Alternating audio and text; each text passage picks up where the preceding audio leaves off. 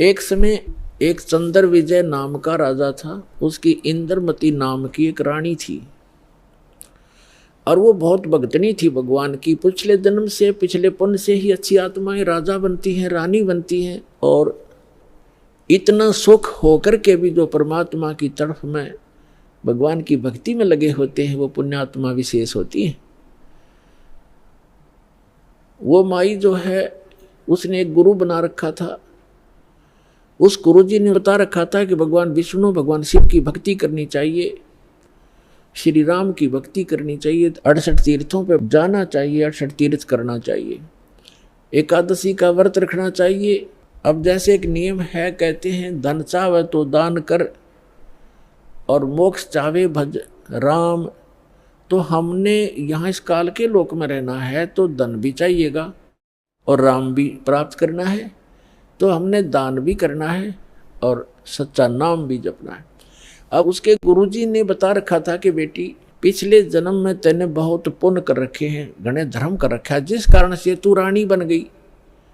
आगे ऐसी ही अच्छा जीवन प्राप्ति के लिए आप साधु संतों को भोजन कराया कर बेटा। वैसे तो आए अतिथि को भी भोजन करा दे, उसका भी पुण्य है, लेकिन भगत संत को भोजन कराने का न्यारा फल मिलता है। जैसे आपके पास पशु हैं, भैंस या गाय। एक भैंस या गाय है जो दूध देती है, और अन्य भी पशु हैं जो अभी दूध नहीं दे रहे, वो भी अपने पालने ही पड़ते। अब एक तो उस दूध ना दे रहे पशु को जो चारा दिया जाता है, आहार खिलाया जाता है, वो भी हमारा कर्तव्य बनता है। लेकिन जो दूध वाले को जो चारा चराया जाता है, बिनौले खल आदि हम डालते हैं, तो वो तुरंत लाभ दे देता है। सुबह अच्छा भोजन कराओगे, चारा चराओगे, तो शाम में दूध गढ़ा पाओगे उसके। तो इस प्रकार संत और भक्त होते हैं दूध वाले, और अन्य जो अतिथि आते हैं जो भक्त नहीं, भक्त है तो अच्छी बात है ना, तो वो भी एक कर्तव्य जानकर हमने उनको भी अवश्य भोजन कराना चाहिए और आदर सत्कार, आतिथ्य सत्कार से कराना चाहिए। लेकिन साधु संतों का भोजन कराया हुआ अत्यधिक लाभ देता है।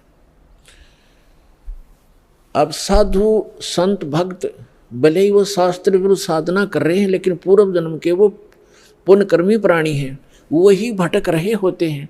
कोई लाल पीले कपड़े पहनता है, कोई दाढ़ी बढ़ा लेता है, कोई मूंड मुंडा लेता है, कोई तिलक लगाता है, जैसा भी उसको मार्गदर्शक मिल गया, क्योंकि उसको परमात्मा चाहिए, चाहे किसी भी भेख बनाने से मिल जाए, वो परमात्मा की तरफ तड़प रहा है। ऐसे कोई व्यक्ति को भोजन कराने से विशेष लाभ होता है, क्योंकि अब तो साधना ठीक है नहीं, लेकिन पूर्व जन्म की कमाई उसकी है, और वो भक्त भगवान का विशेष प्यारा होता है।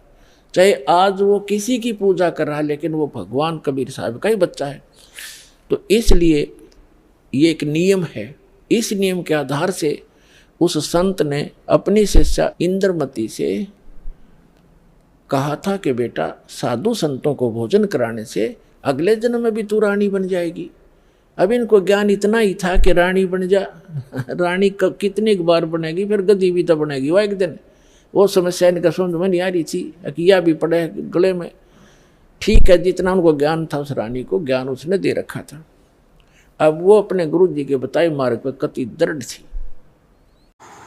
सच्चा भगत अब बताइए, 1994 संत रामपाल जी महाराज 1994 से ज्ञान दे रहे हैं कि अगर आपको लाभ चाहिए तो साधु संतों को, चाहे शास्त्रित साधना करते हो, उनको भंडारा कराओ, भूखों को भंडारा कराओ, तब आपको लाभ मिलेगा।